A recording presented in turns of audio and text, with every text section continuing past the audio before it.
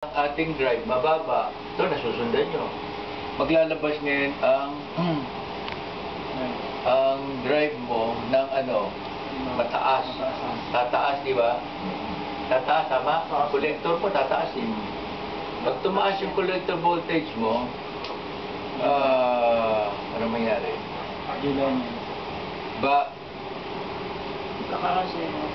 Maglolo naman yung output nito, di ba? Kasi hahatakin niya na pababa.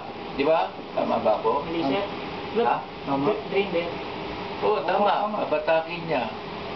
Ang mangyayari, Teka. Hindi mo pa naman binibidyo, no? Binibidyo na. Binibidyo ko na, sir. Okay, di ba? Pwede naman burahin yan, eh. Source. Ito kasi, normally, open, eh. Ay, normally close sa charge. Oo. Normally,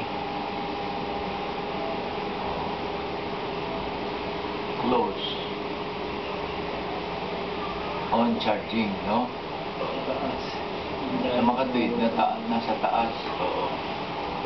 Sa mga tweet, di ba? Tama? Yes, sir.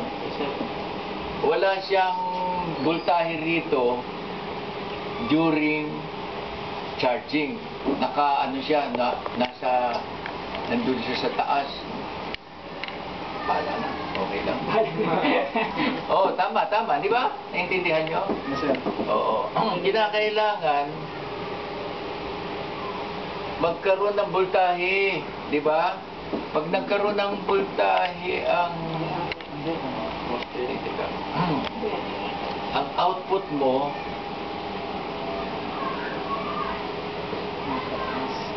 ang output mo nagkaroon ng voltahe,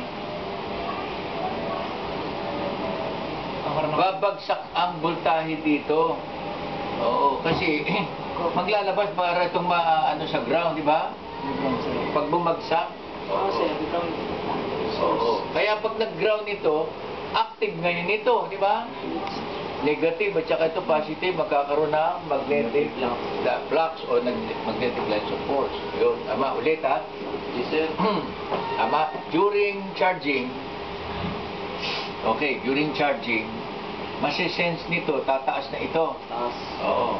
Fully charged na eh. Tataas na yung voltahe mo rito, di ba?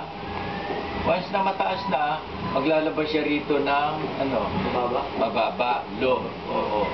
So, pagka low, ibig sabihin, pumasok sa base ng drive, low, ang mangyayari, tataas yung, collector voltage mo. Tama? Pag tumaas yung collector voltage,